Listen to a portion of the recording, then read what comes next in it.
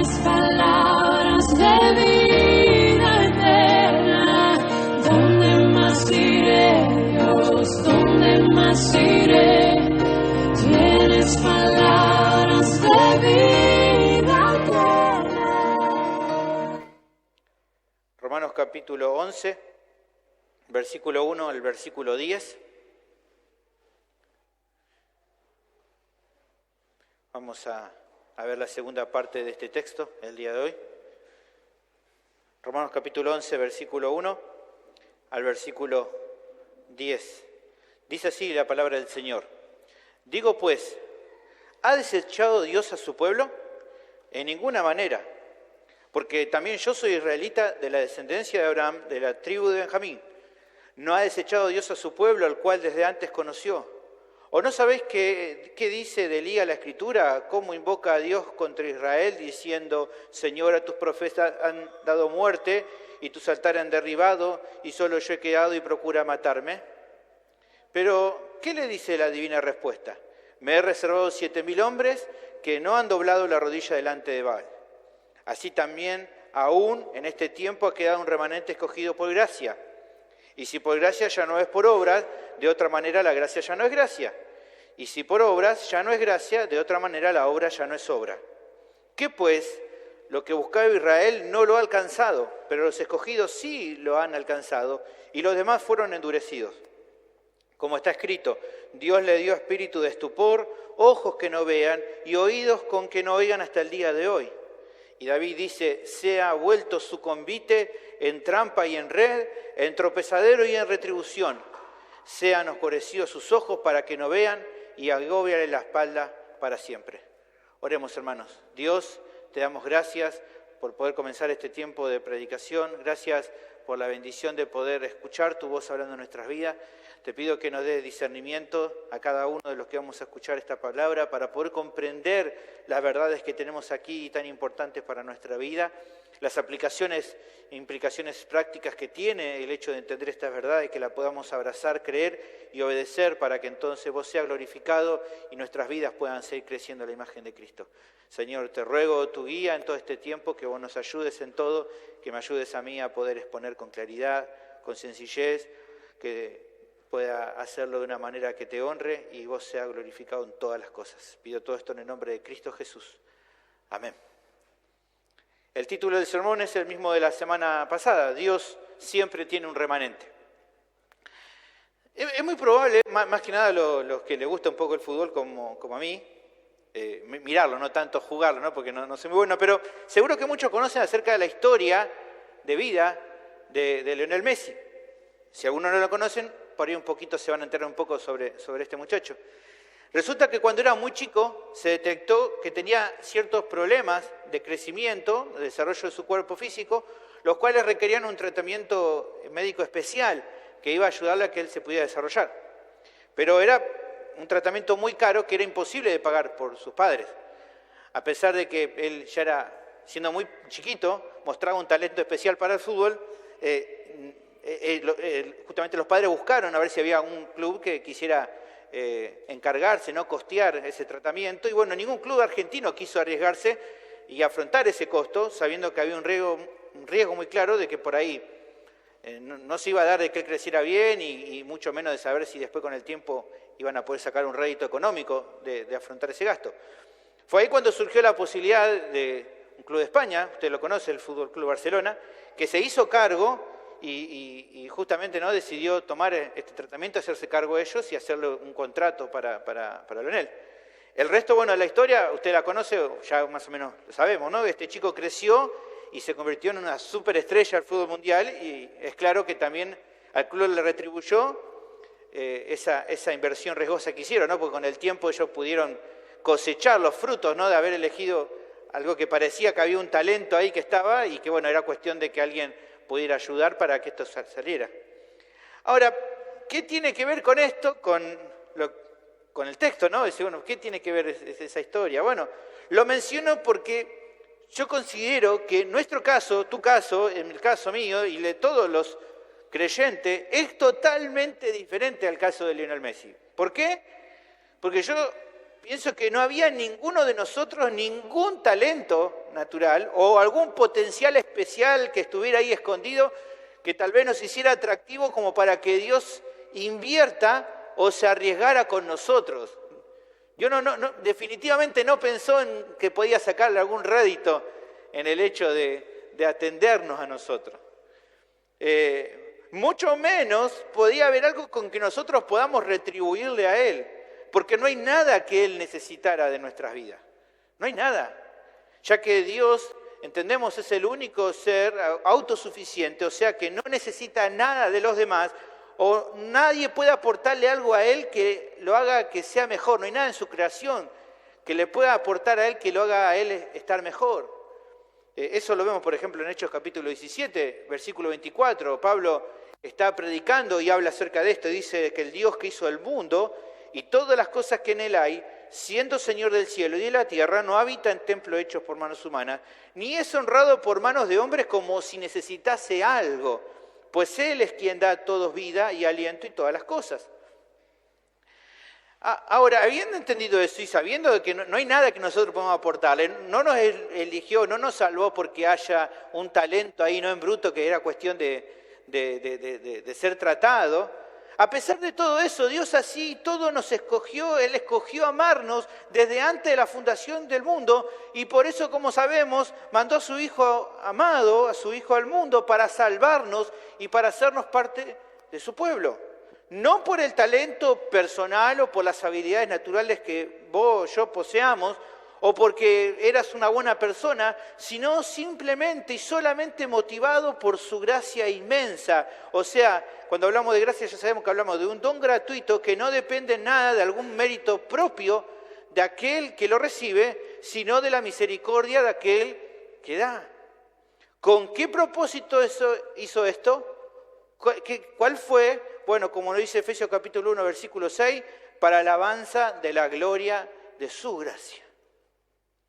El hecho entonces de considerar como estamos tratando en este pasaje, nos estamos preguntando si es que realmente Dios va a salvar a todos o solamente un remanente, o si es posible de que Dios haya decidido desechar a gente o a personas que primeramente aceptó. Es no asimilar la idea de que su salvación no está supeditada a lo que los seres humanos hagan o dejen de hacer. No pasa por las personas, o de acuerdo a su origen racial, o a su herencia, o de dónde provengan, o de la identificación religiosa que poseen, sino solamente a su carácter único, al carácter único de Dios que lo distingue de una manera singular respecto a toda su creación. Simplemente se trata de Él, no de lo que las personas puedan hacer, decir, sentir o de dónde pueden proceder. Dios es totalmente diferente. No pensamos acerca de Dios actuando de cierta o cual manera comparándolo a nosotros, porque su forma de actuar no se parece en nada a cómo actuamos nosotros, a cómo actúan las personas que nos rodean. Las personas que hoy nos rodean, hay personas que tal vez hoy te quieren y te respetan, y mañana tal vez eso puede cambiar, tal vez no sea así. Hay alguien que hoy tal vez te sea fiel, o quizás te ha pasado en el pasado, alguien que te fue fiel, que te dijo, vos sos mi mejor amigo, yo te requiero, que esto nunca se corte, ¿viste? Esas cosas que dicen, y hoy, si pudieran, te clavarían el puñal por la espalda. Tan así son de cambiantes las personas, así cambian. Pero Dios no es así, Dios no es así. Si Él te amó desde la eternidad y te llamó a la salvación, no hay manera de que luego te desprecie y te eche de su presencia. ¿Por qué? Porque Él no es como nosotros. Él nunca cambia, nunca. El sermón de hoy nos va a ayudar a recordar eso, entre otras cosas, que justamente que la seguridad y la esperanza en cuanto a nuestra salvación no está fundada en la potencia de nuestra fe, ni en la abundancia de tus frutos, sino únicamente en el carácter de Dios, en el carácter fiel, amoroso e inmutable que Él tiene. Y por eso entonces es que Él merece toda tu alabanza. Así que entonces, pensando en todo esto, vamos a recordar que el tema del sermón es el mismo de la semana pasada. Dios no se contradice ni cambia por el hecho de salvar solo a un remanente y no a todos. Dios no se contradice ni cambia por el hecho de salvar solo a un remanente y no a todos. ¿Por qué no lo hace? Bueno, el pasaje da 3 razones que lo demuestran, de las cuales hoy vamos a ver la segunda y la tercera. ¿Estamos bien? Espero que estén pudiendo seguir en las casas. Y bueno, vemos la segunda razón, que la tenemos entonces en el versículo 6. Dios siempre al remanente que salva lo hace por gracia. Dios siempre al remanente que salva lo hace por gracia. Antes de arrancar entonces con la segunda parte de este sermón, considero que es conveniente hacer un pequeño repaso de la primera. En esa primera parte lo que vimos fue la primera razón que demuestra que Dios no se contradice ni cambia por el hecho de salvar a solo un remanente y no a todos. Es así porque Él siempre ha obrado de la misma manera respecto a su salvación. Eso lo vimos del versículo 1 al versículo 5. El hecho de que Él salve siempre a un remanente y no a todos es como siempre Él ha actuado. Siempre ha sido de esta manera. Su obra redentora fue dirigida hacia un remanente a los que Él salva por gracia. El apóstol, como vimos, era un testimonio que comprobaba esto. También la historia de Israel reflejada en las Escrituras confirmaba esta verdad. Eso lo vimos la semana pasada. Como remarcaba también la semana pasada, el problema de los detractores de Pablo es que tenían que entender correctamente cómo es que Dios obra, para entonces juzgar si lo que la iglesia y lo que Pablo enseñaba estaba bien o no.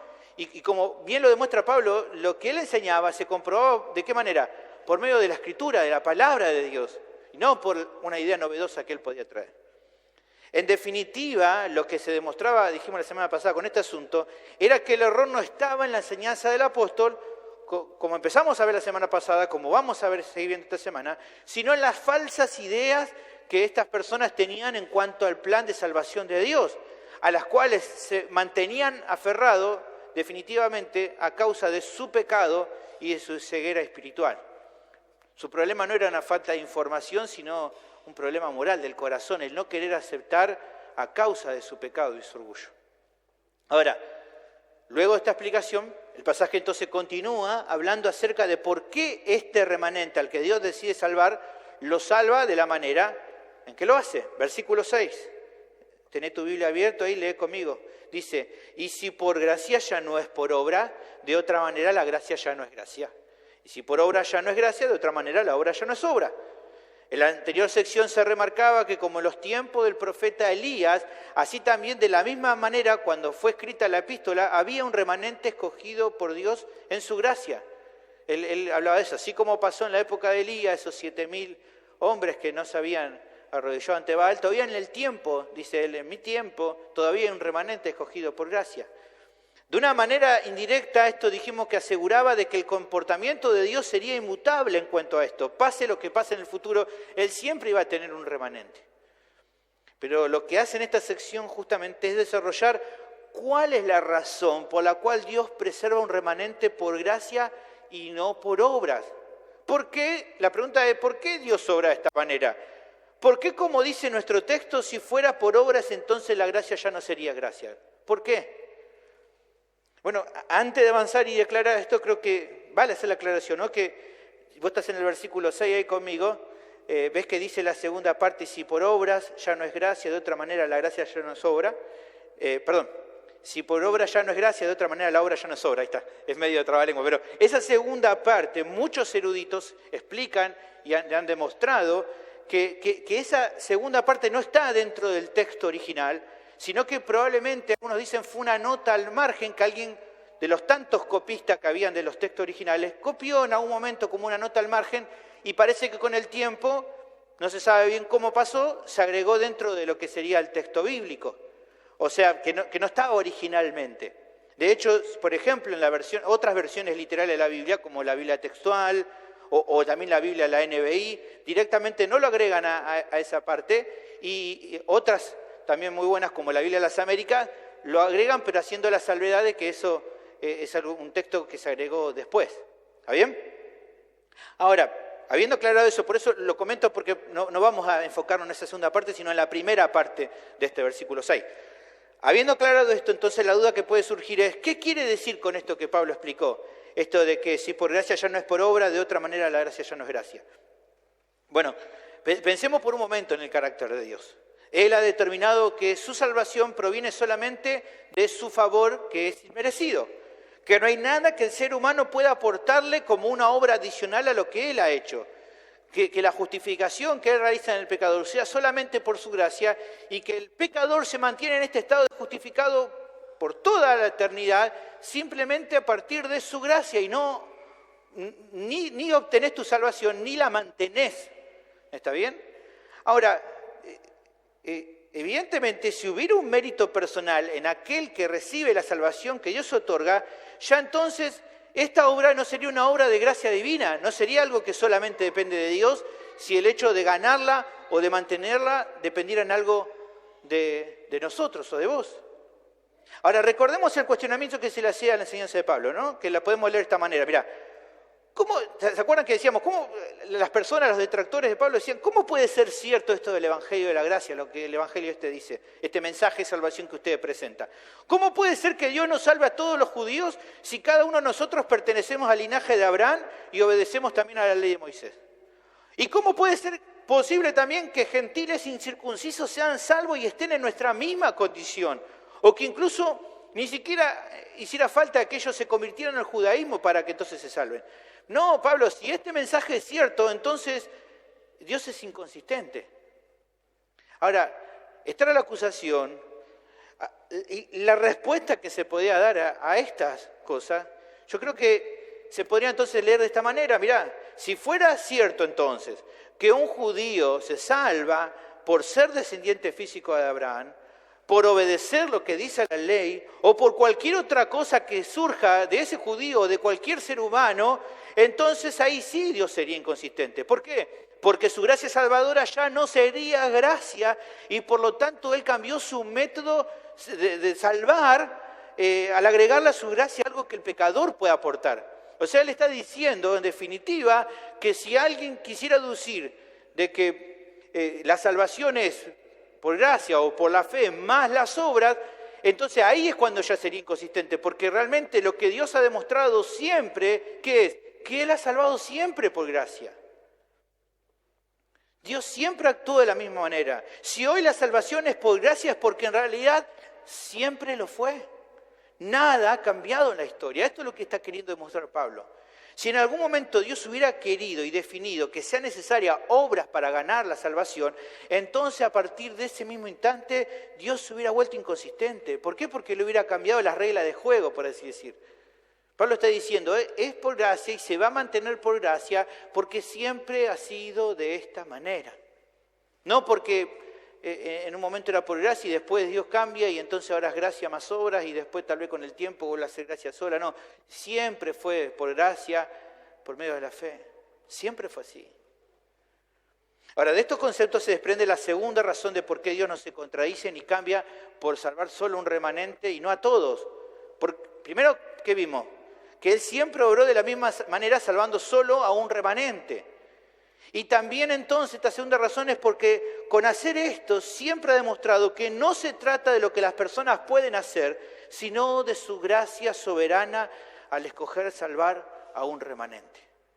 Dios no es inconsistente, Dios no cambia, porque siempre Él ha salvado un remanente y porque siempre a este remanente que Él salva, lo salva por gracia.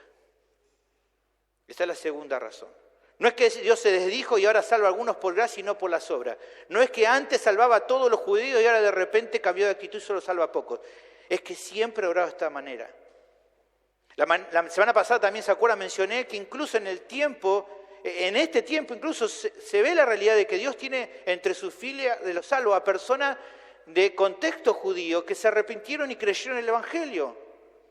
Entonces, podemos decir que las dudas que se podían tener es si a futuro Dios tendrá un trato especial con los judíos o si Él ya no tiene un cuidado especial con ellos, la respuesta se podría leer de forma en pregunta. ¿Cuál sería?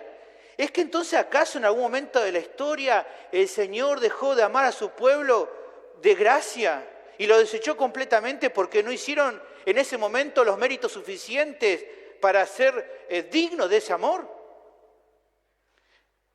Si siempre fue por gracia que Él los sostuvo, pensar que en algún momento los desecha por obras que hicieron sería inconsistente. ¿Cuándo ellos tuvieron que ganarse el favor de Dios? Si nunca fue porque se lo ganaran, siempre partió de la iniciativa de Dios. Hermanos, ya conocemos lo que la Biblia nos muestra. La Biblia lo habla con claridad en cuanto a su trato con su pueblo. Dios nunca se va a olvidar de su pueblo. Isaías 49, versículo 14 dice, pero Sión dijo, me dejó Jehová, y el Señor se olvidó de mí. Y el Señor, ¿qué le dice? ¿Se olvidará la mujer de lo que dio a luz para dejar de compadecerse del hijo de su vientre? Mirá, dice, aunque olvide ella, yo nunca me olvidaré de ti. Dios ama a Israel con un amor eterno, por lo que no dejará de obrar con ellos hasta que todas sus promesas se cumplan de una forma completa y acabada. Hasta que todo lo que Él les prometió no los termine de dárselo y no cumpla con todo, entonces evidentemente siempre va a seguir obrando y va a seguir actuando. No los puede despreciar, porque sería una inconsistencia y Dios no cambia.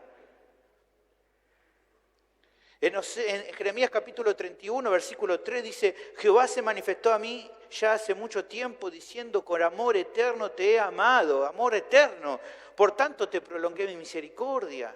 Y luego el profeta Oseas dice en capítulo 11, versículo 4, con cuerdas humanas los atraje, con cuerdas de amor.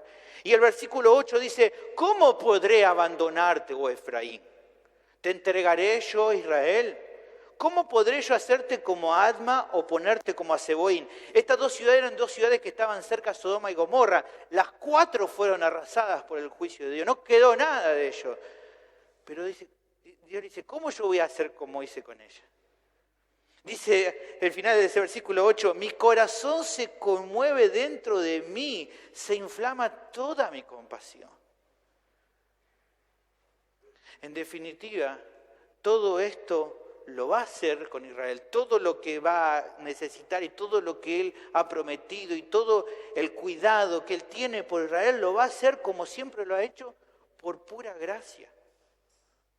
Simplemente por eso. Si esto no fuera cierto, entonces Dios no sería inmutable. Ahora, todo esto creo que refresca, ¿no? Refresca tu alma, refresca mi alma. El alma de aquellos que tal vez no provenimos de un contexto judío, pero que también somos parte del pueblo que Él salvó. ¿Por qué creo que refresca nuestra alma? Bueno, porque si entendés de que Él no cambia ni se contradice con el pueblo judío, entonces lo mismo pasa con vos. El amor eterno que Él muestra por ellos es el mismo amor que nos alcanza a nosotros. Nos reconforta saber que Él siempre actúa de esa manera, porque lo mismo pasa con vos y conmigo. En 1 Pedro capítulo 2, versículo 10 dice, vosotros que en otro tiempo no eran pueblo, pero ahora sois pueblos de Dios, que en otro tiempo no había alcanzado misericordia, pero que ahora había alcanzado misericordia. Los planes de Dios para tu vida son igual de sólidos.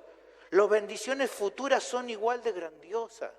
Eso es lo que se nos demuestra. ¿Por qué? Porque evidentemente Dios no cambia. Y así como actúa con uno, actúa con todos los que Él escoge salvar. Sean del contexto que sean. En Efesios capítulo 1, versículo 3 dice, bendito sea el Dios y Padre de nuestro Señor Jesucristo, que nos bendijo con toda bendición espiritual en los lugares celestiales en Cristo. Y capítulo 2, versículo 13 dice, pero ahora en Cristo Jesús, vosotros que en otro tiempo estaban lejos, habéis sido cercanos, hechos cercanos por la sangre de Cristo. Y luego, versículo 18 dice, porque por medio de Él, los unos y los otros, está hablando de judíos y gentiles, tenemos entrada por un mismo espíritu al Padre, no hay diferencia. Así que ya no soy ni extranjero, ni advenedizo, sino conciudadano de los santos y miembro de la familia de Dios. No hay diferencia, hermano. Incluso el privilegio más grande que tendremos junto con todos los salvados que provengan de un contexto judío es el mismo y va a ser igual de hermoso. ¿Cuál? Que al final de los tiempos todos juntos alabaremos y exaltaremos al Cordero que con su sangre nos ha redimido de todo pueblo, de toda lengua y de toda nación. Apocalipsis capítulo 5, versículo 9 dice, cantaban un nuevo cántico diciendo, digno eres de tomar el libro y de abrir sus sellos, porque tú fuiste inmolado y con tu sangre nos has redimido para Dios de todo linaje y lengua y pueblo y nación. Y nos has hecho para nuestro Dios reyes y sacerdotes y reinaremos sobre la tierra. ¿Qué más podemos pedir, hermanos? ¿Qué más podríamos pedir? Dios nos ha bendecido mucho más de lo que jamás pudimos imaginar el día cuando llegamos a su presencia con todo nuestro pecado a cuesta, con toda nuestra culpa. Ni nos imaginábamos todo lo que Él nos estaba por dar. Ahora somos de Él para siempre, hermanos. Y considerar que no sos merecedor de nada y aún así Él te ha dado todo, es lo que entonces debe generar en tu vida alabanza, adoración y gratitud hacia el Señor, hermano.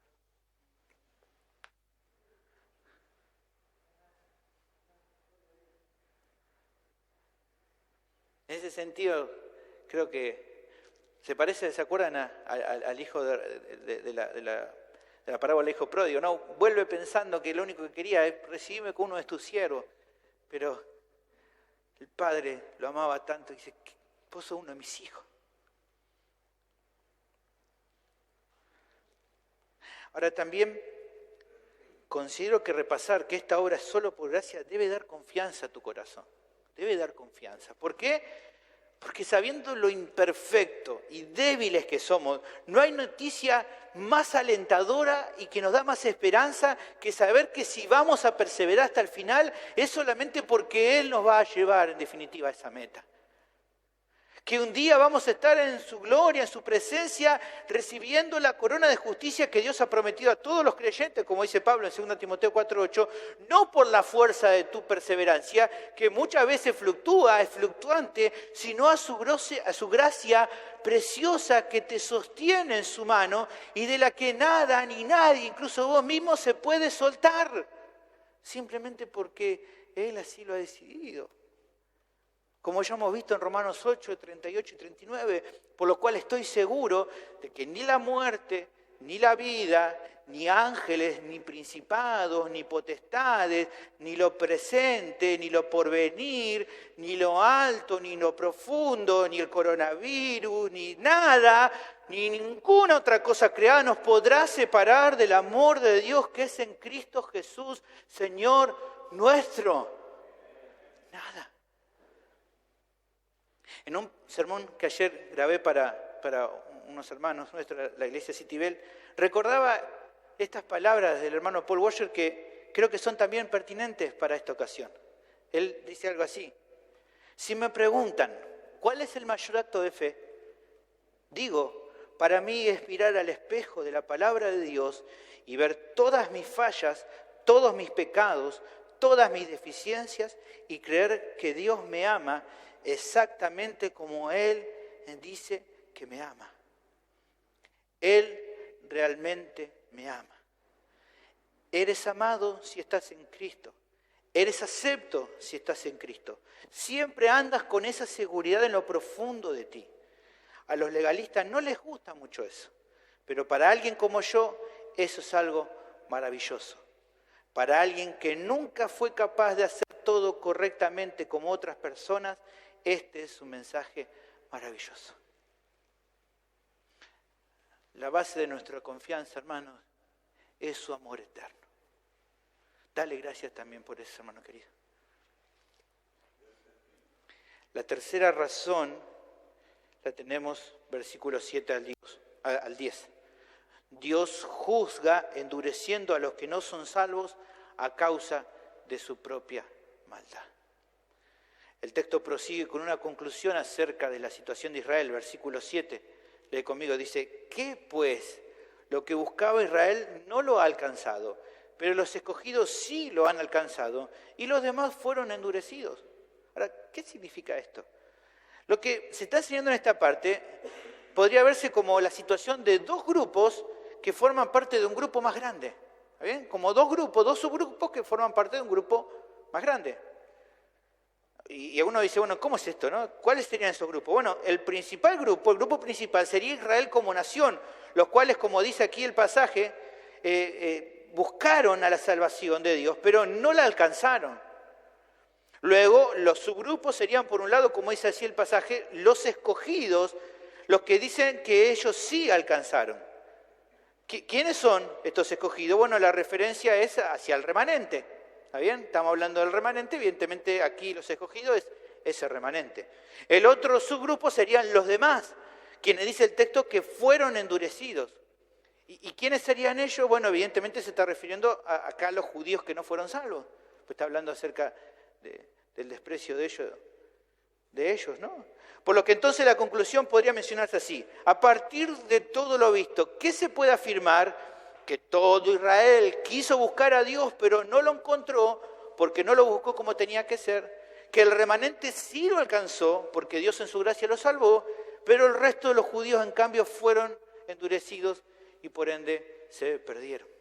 Eso es lo que está marcando acá. El apóstol ya había reconocido que todo Israel quiso buscar a Dios, pero no lo hizo de forma adecuada. Eso lo vimos en Romanos, ¿se acuerdan? Capítulo 10, versículo 2. Yo le doy testimonio de que tienen celo de Dios, pero no conforme a ciencia. También Él nos mostró que los que sí recibieron la salvación fueron aquellos que Él escogió salvar por gracia. Lo vimos en Romanos capítulo 9, versículo 13 en adelante. Como está escrito, Jacob amé, mas Esaú aborrecí. Después dijimos, ¿no? Más adelante, que pues diremos que hay injusticia en Dios, en ninguna manera, pues a Moisés dice, tendré misericordia del que yo tenga misericordia, me voy a compadecer del que yo quiera compadecerme. Así que no depende del que quiere, ni del que corre, sino de Dios que tiene misericordia. Evidentemente, a estas personas que Él escogió salvar por gracia son los que recibieron el perdón de sus pecados por medio de la fe, como también dijo en capítulo 10, versículo 4, porque el fin de la ley es Cristo para justicia, ¿para quién? Para todo aquel que cree. Ahora, aunque es claro en cuanto a estas personas, ¿qué del resto? ¿Qué del resto de las personas que no fueron salvas? ¿Se perdieron porque Dios quiso eso? Bueno, no. Ellos en su maldad le dieron la espalda a Dios a pesar de que Dios los trató con bondad. Esto lo acabamos de ver en el texto anterior, ¿se acuerdan? Romanos capítulo 10, versículo 21, cuando ahí se habla acerca de Israel, que dice, pero acerca de Israel dice, todo el día extendí mis manos, ¿se acuerdan? Esto de extender mis manos es una muestra de misericordia, de querer ayudar a un pueblo que fue rebelde y contradictor. Ellos siempre le dieron la espalda a Dios. Por lo que entonces fue a causa de su rebeldía que el Señor los juzgó, endureciendo más sus corazones, aunque ellos en realidad pensaron de que estaba buscando de una manera correcta a Dios por medio de sus obras y su religión. Ellos pensaban eso, de que estaban bien por ser judíos, pero ellos no daban cuenta de lo que Pablo le dijo en Romanos capítulo 2, versículo 28, que no es judío el que lo es exteriormente, ni es la circuncisión la que se hace exteriormente en la carne, sino que judío es el que lo es en el interior. No podés poner confianza de que te vistas como religioso, que te vistas como judío, como nosotros decir, vengo con la Biblia bajo el brazo. Venir con la Biblia bajo el brazo no es confianza de que sea realmente salvo, porque ¿dónde es la obra? Es en el interior, es el cambio que produce la salvación. Su actitud bien podría ser ilustrada como que ellos subieron a un bote, ¿no? Y remaron lo más posible para alejarse de Dios, ¿no? Buscando la salvación por otros medios que no podían salvarlo. Por lo tanto, lo que hizo Dios fue castigarlos, dándole como un empuje más fuerte a ese bote para que se fueran mucho más lejos de Dios. Los entregó a su propia maldad y que se sumergieran mucho más en su pecado.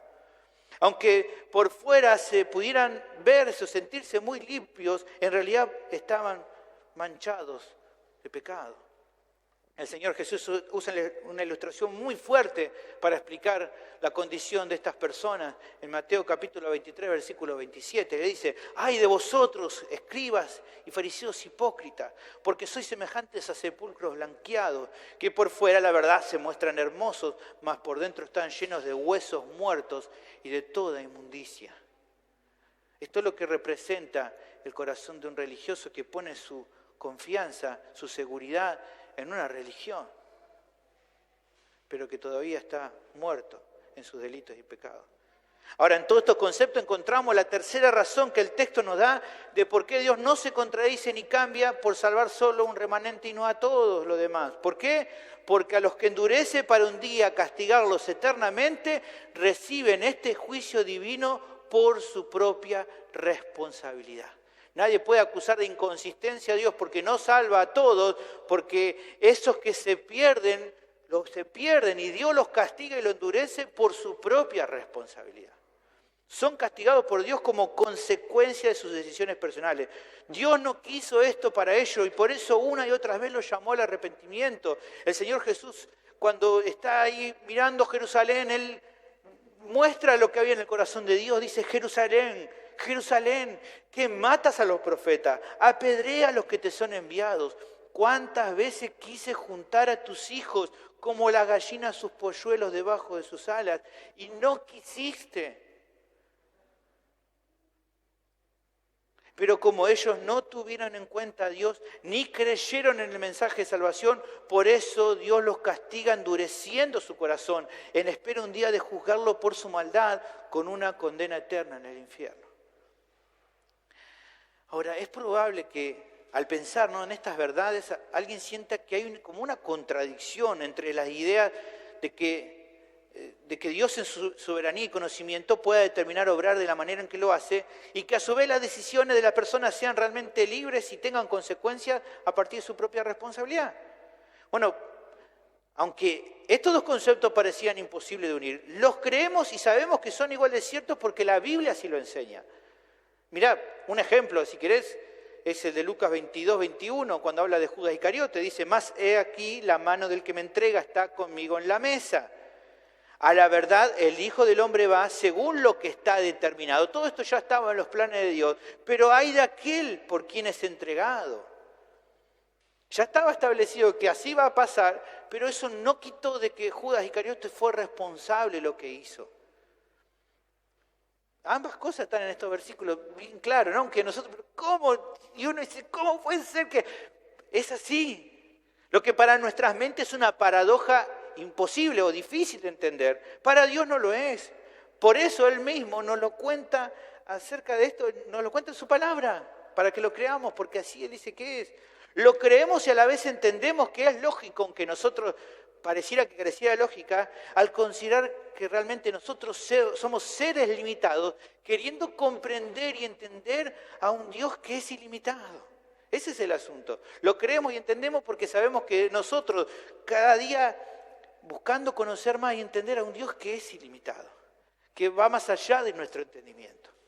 Como explica el pastor MacArthur respecto a esta sección, uno de los grandes misterios de las Escrituras es la coexistencia de la preordenación soberana de Dios y la responsabilidad personal del hombre. El endurecimiento judicial del corazón de un hombre por parte de Dios nunca puede separarse del endurecimiento que ese hombre decide tener en su propio corazón. Ahora, lo que queda del pasaje, ¿no? Aquí lo que queda en el final, los últimos versículos, es dar demostraciones bíblicas, explicaciones de estas verdades para que no queden en duda. Nuevamente utiliza las Escrituras para demostrar lo que él está enseñando. Versículo 8 decía: como está escrito, Dios le dio espíritu de estupor, ojos que no vean y oídos con que no oigan hasta el día de hoy. Y David dice: se ha vuelto su convite en trampa y en red, en tropezadero y en retribución. Se han escurecido sus ojos para que no vean y agóbiale la espalda para siempre. La primera mención que se hace, el versículo 8, como está escrito y ahí el versículo 8, se basa Pablo aquí en dos textos del Antiguo Testamento, en Deuteronomio capítulo 29, versículo 4, e Isaías capítulo 29, versículo 10. Ahora, es evidente que el hecho de usar estos dos pasajes conectados, los cuales pertenecen a dos momentos diferentes de la historia hebrea, es una conexión adrede que quiere reflejar el hecho de que lo que está enseñando es algo que se puede notar tanto en la ley como en los profetas, como para dar mayor firmeza, ¿no?, a esta verdad. Ahora, ¿qué es lo que se muestra? Bueno, que estaba predeterminado por Dios que muchos de aquellos que pertenecían por nacionalidad a la nación escogida por Él para manifestar su gloria, en verdad no eran parte de aquellos que realmente creían en Él, o sea, de su pueblo verdadero.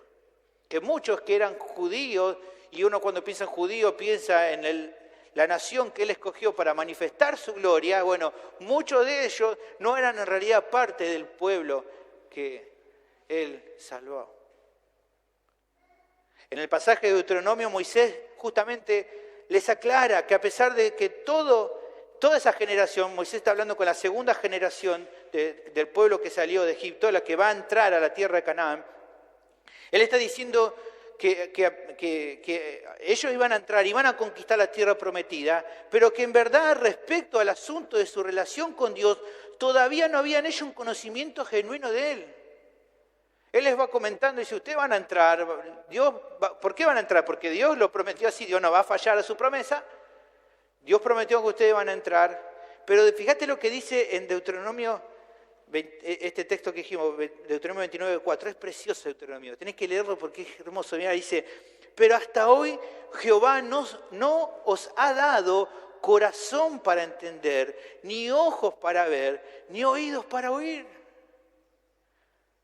Por lo que entonces las victorias en la conquista que iban a realizar no eran motivo para que se confiaran en que con Dios estaba todo bien, porque ellos dijeron, bueno, como nosotros vamos a entrar y vamos a ganar, entonces quiere decir que con Dios está todo bien. No, sino que ellos debían hacer memoria que para estar en correcta relación con Dios, la única forma de hacerlo era por medio de la fe. No porque ganaran victoria, era por medio de la fe. Fe que, como sabemos, estuvo presente siempre solamente en un remanente. No quiere decir que porque todo Israel conquistó la tierra prometida, entonces toda esa generación de Israel, todos eran salvos. No pasó eso. Porque siempre fue un remanente. ¿Cómo se sabe eso? Bueno, es fácil detectar que ni esa generación de manera total, ni la siguiente, confiaron en Dios de todo corazón porque seguían sin cumplir con su voluntad, incluso cuando vieron actos milagrosos, extraordinarios de parte de Dios. De manera individual ya sabemos de que no todos ellos eran creyentes genuinos. Lo que remarca, ¿no?, el punto de que todos los judíos, por el hecho de pertenecer a la nación, no eran creyentes genuinos. Mirá, vos leíste Josué seguramente, ¿no? ¿Cuál es la historia que, más te pega? ¿Cuál es? La de los muros de Jericó, ¿no? ¡Wow! ¡Qué cosa tremenda!, ¿no?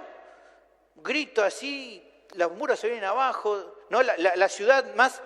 Es tremendo porque cuando vos estudiás un poco el contexto, ves que Jericó era la ciudad más fortificada de todo Canaán. Era la más tremenda, o sea, Dios hubiera definido que Israel arrancara por lo más sencillito. No, les mete ahí de repente Jericó, ciudad que era imposible de entrar.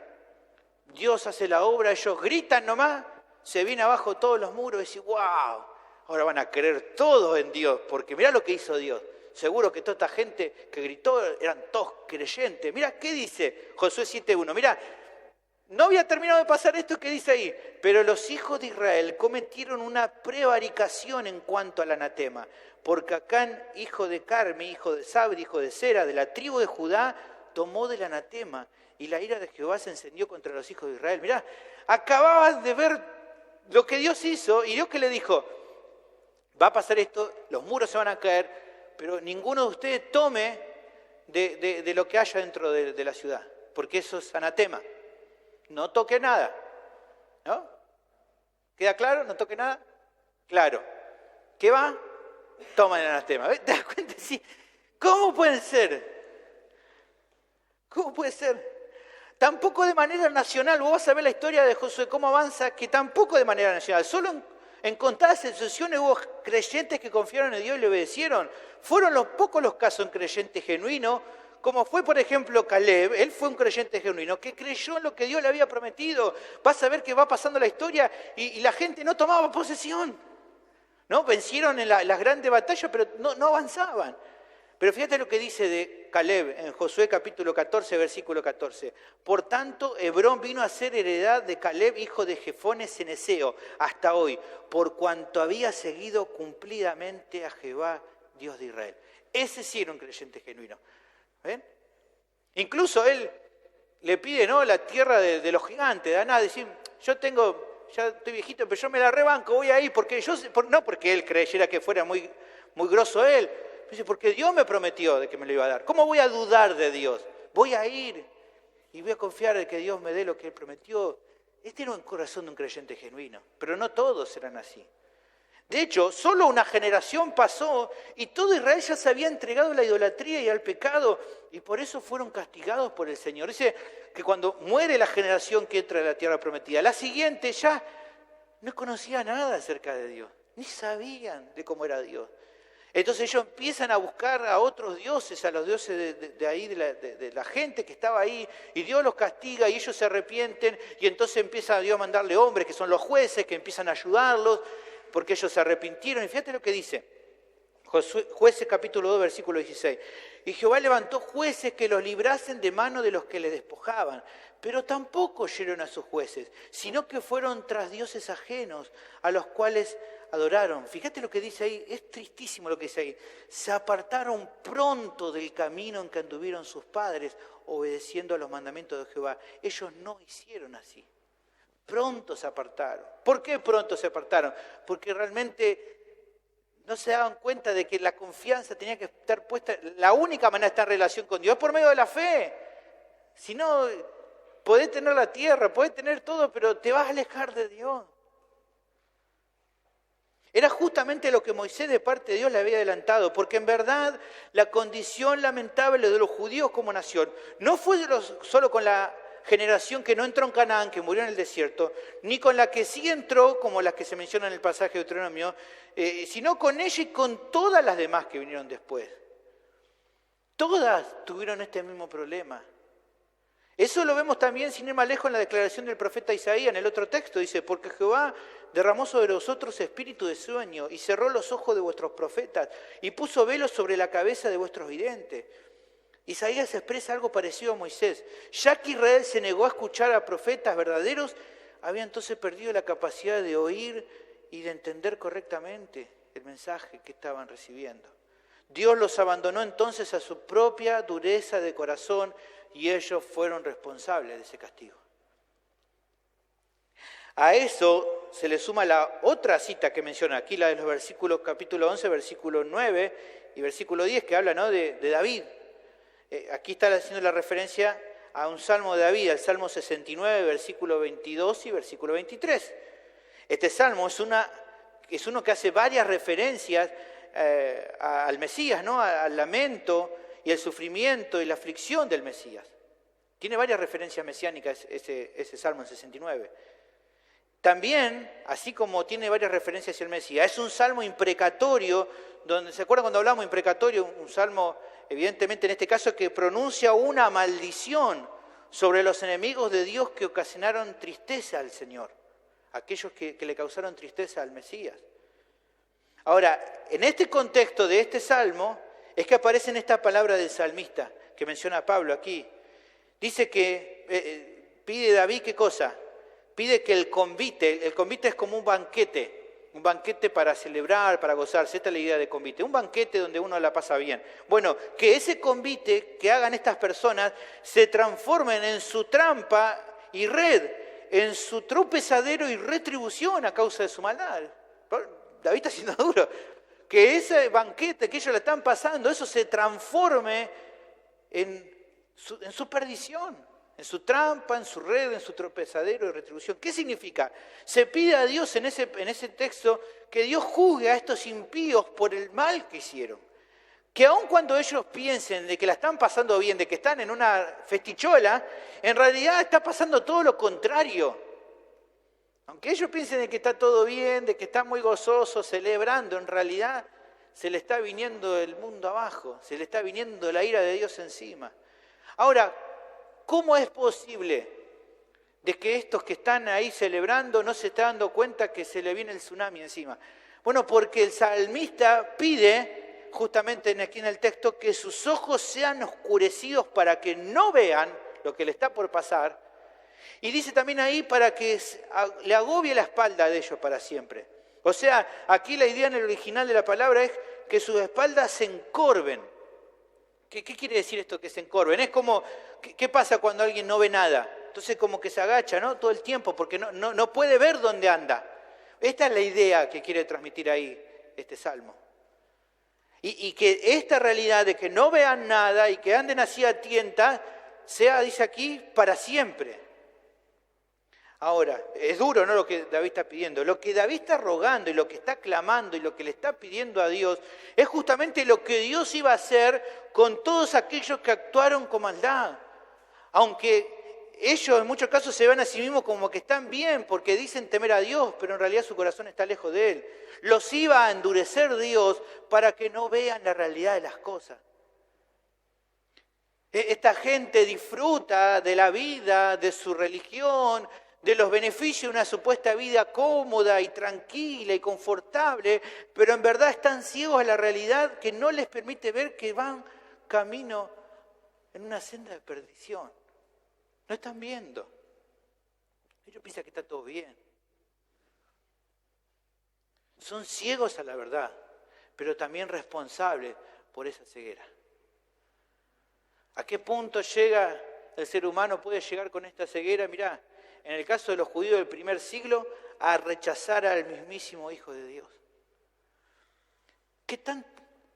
Mirá, era tan evidente que Cristo es el Salvador enviado por el Padre, que lo único que el rechazo de la nación de Israel al Mesías era la confirmación más grande de su orgullo espiritual y que Dios lo estaba endureciendo como castigo por su maldad. O sea, el hecho de que uno dice, bueno, ¿cuál puede ser la mayor muestra de la ceguera que tenía Israel? De cuánto Dios lo iba a castigar. Mirá, lo hizo en el hecho de que les manda un Mesías, el Mesías que ellos estaban esperando, y no lo reconocen. No lo reconocen. Incluso está delante de ellos. Porque el apóstol Juan que dice, vimos su gloria, gloria como el unigénito del Padre lleno de gracia y bondad. Estas personas tan cegados estaban que no lo veían, no se daban cuenta. ¿Hasta qué punto? Bueno, incluso para que, como vimos la vez pasada, ¿se acuerdan del centurión? Un hombre sin conocimiento de la Biblia, un gentil y un pecador se diera cuenta de quién era este que estaba colgado en la cruz. Y todo Israel no se diera cuenta. ¿Se acuerdan? Marcos 15. Marcos es bien irónico, quiere demostrar esto, que lo que tienen que ver no ven, pero este que no tendría que haber visto ve. Dice el centurión que estaba frente a él, viendo que después de clamar había expirado, así dijo, verdaderamente este hombre era hijo de Dios. Lo que la nación no pudo ver, el centurión lo vio. O como el relato irónico, ¿se acuerdan del ciego sanado? Este hombre podía ver lo que otros no, cuando se suponía que tenían que ser al revés. Fíjate la charla que vemos en Juan capítulo 9 entre los líderes religiosos y este hombre ciego. Fíjate lo que le dicen los fariseos a este hombre que había sido sanado. Dice, nosotros sabemos que Dios ha hablado a Moisés, pero respecto a ese no sabemos de dónde sea. ¿Qué no van a saber? Nicodemo le dijo, vos tenés que venir el Padre, porque nadie puede hacer las cosas que vos hacés. Claramente que estaba a la vista. Y entonces el hombre respondió y les dijo, pues esto es maravilloso. Usted está diciendo, como diríamos, es re loco esto. Que vosotros no sepáis de dónde sea y a mí me abre los ojos. O sea, ¿cómo puede ser posible? Bueno, esto era irónico. Está cargado de ironía este relato. ¿Cómo puede ser posible esto? Porque justamente Dios endureció el corazón de estos hombres como un juicio por haberle dado la espalda. Juan capítulo 9, versículo 39, el mismo Jesús lo dice. Dijo Jesús, para el juicio he venido yo a este mundo, para que los que no ven, vean, y los que ven, sean cegados. Por lo tanto, nadie puede decir que el Dios presentado por medio del Evangelio es inconsistente, sino todo lo contrario. Porque que solamente Él salve por gracia, remarca el hecho de que si Dios no actuara de esa manera, nadie sería salvo. Uno dice, no, ¿cómo van a decir que la salvación es por gracia? Porque no es así, es por fe, pero es también por las obras. No, mirá, si fuera por fe, por las obras, entonces estaríamos en el horno todo, porque nadie se salvaría. Gracias a Dios que sea por gracia. Gracias a Dios que sea solo por medio de la fe, porque si no, estaríamos todos perdidos. Una enseñanza que quiera pregonar que las obras son esenciales para la salvación, y no solo la fe, es un mensaje que pervierte la verdad de las Escrituras y que solo hace tropezar a los que ponen su esperanza en eso. Porque nadie se va a poder salvar jamás de esa manera. Nadie se va a poder salvar por las obras. Aquellos judíos que en su orgullo anunciaban algo así, y junto con ello cualquier otra persona que piense y viva de esta manera, lo único que hacen es mostrar el cumplimiento de todos estos pasajes recién mencionados. Muestran que lo que aquí dice es verdad, que va a pasar, que un montón de gente va a creer de que se puede salvar de otra manera que no sea por medio del Evangelio. ¿Y qué van a demostrar? Que sobre ellos está el juicio de Dios a causa de su propia responsabilidad, que consiste en una completa ceguera espiritual, una total insensibilidad a las cosas de Dios y que si no se arrepienten los va a conducir a la perdición eterna. Ahora, realmente pensar en esto nos debe generar dolor. Pensar en cuántas personas hoy están confundidas creyendo ello de que está todo bien en su vida cuando en verdad no lo está. Es realmente muy terrible. Ahora, que eso solamente te lleva a lamentarte por ellos, yo considero que no es suficiente.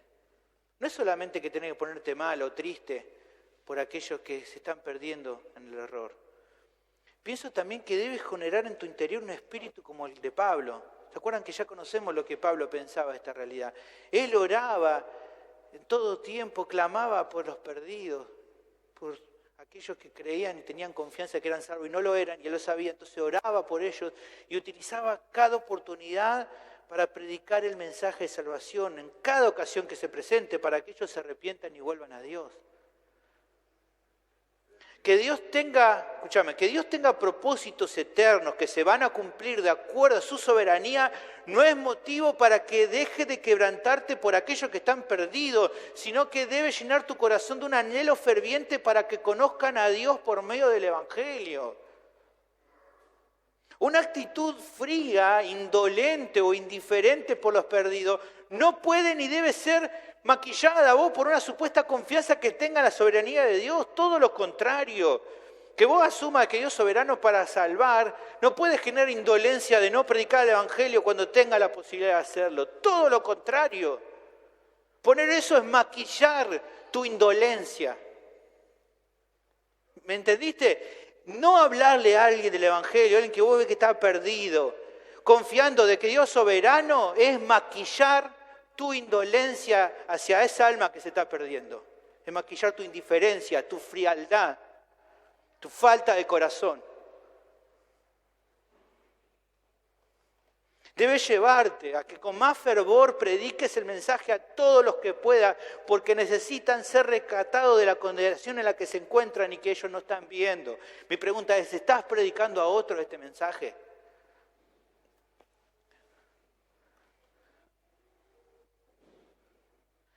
Por otro lado, estas verdades deben también animarte a ver y a entender lo que Dios piensa acerca del pecado. Para Él no es poca cosa. Su Hijo tuvo que padecer un tormento indescriptible para que tu deuda pueda ser saldada. Y aunque ahora te recibe no por algo que haya en vos, sino por los méritos de Cristo, esto es claramente que es así porque es por gracia, ¿qué crees que Él piensa de vos cada vez que volvés a pecar? No, pero Él dice, como es por gracia, por Cristo no te hagas problema, no me molesta que peque. ¿Qué pensás que Él piensa? Es claro, hermano, que su voluntad es que así como Él es santo, también Él desea que vos crezcas en santidad. En 1 Pedro, el apóstol Pedro dice, capítulo 1, versículo 14, como hijos obedientes, no os conforméis a los deseos que antes teníais estando en vuestra ignorancia, sino que como aquel que os llamó es santo, sed también vosotros santos en toda vuestra manera de vivir, porque escrito está, sed santos porque yo soy santo. Su deseo es que deje de caer en las mismas trampas tontas del pecado que caías antes y que cada día afirme más las cosas que tienen que morir dentro tuyo. Cada creyente, hermano, que ha sido llamado a la salvación por gracia, ha sido llamado a vivir una vida santa. ¿Es así tu vida? Ahora, finalmente quiero hablarles a aquellos que han escuchado acerca de esta verdad y que con su fruto no muestran evidencia de que realmente estén sin Cristo. Aquel que está también en su casa, en algún lugar, mirando este mensaje. La realidad es que hay una condenación que te espera y que va a ser eterna en el infierno. No importa que pienses que sos dentro de todo alguien bueno y que no sos tan malo como otros. El estándar por el cual vas a ser juzgado no es qué tan mejor seas que otros, sino la justicia de Dios. Justicia ante la cual no alcanzás la medida que Dios requiere. Tampoco creo que está bueno que pienses que sos joven, que tenés años por delante para pensar en cuanto a esta realidad. Porque la realidad es que nadie tiene asegurado el tiempo que le queda en este mundo. Nadie lo puede saber. Pero sí hay algo que te puedo asegurar. ¿Qué cosa? Que un día vas a estar delante de Dios. Eso sí va a pasar. Que también te puedo asegurar que no falta mucho para ese momento. Y también te puedo asegurar que ante Él no te vas a poder justificar por ninguna de tus obras. Él va a pasar revista de tus actos porque sos totalmente responsable por tus pecados. No le podés echar la culpa a nadie. Y saberlo también que si no te aferraste a Cristo de todo corazón, lo que te espera es una eternidad de sufrimiento y dolor en el infierno. En Apocalipsis capítulo 20, versículo 12, se nos da una explicación de esto. Dice, y vi a los muertos grandes y pequeños de pie ante Dios, y los libros fueron abiertos, y otro libro fue abierto, el cual es el libro de la vida. Y fueron juzgados los muertos por las cosas que estaban escritos en los libros, según sus obras. Y dice el versículo 15, la noticia más horrenda, que tenés que escuchar y tenés que prestar atención. Dice, y el que no se halló escrito en el libro de la vida, fue lanzado al lago de fuego. Pero también hay una buena noticia. La buena noticia para vos que me estás escuchando es que hoy todavía hay esperanza. Hay esperanza todavía. El mensaje del Evangelio da la única solución disponible para tus pecados y para tu condenación. Te da la solución y esa solución tiene un solo nombre, una sola palabra: Jesucristo. Jesucristo. Él es el Salvador. Él vino al mundo para cumplir con todos los requerimientos de la justicia de Dios que ni vos ni yo podíamos cumplir, y también se ofreció como un sustituto en el lugar de los pecadores. Él murió en la cruz, pero también resucitó al tercer día, confirmando que la deuda por el pecado estaba saldada. Por eso ahora Él tiene poder y autoridad para perdonar de los pecados a todo el que se acerca en Él en arrepentimiento y fe.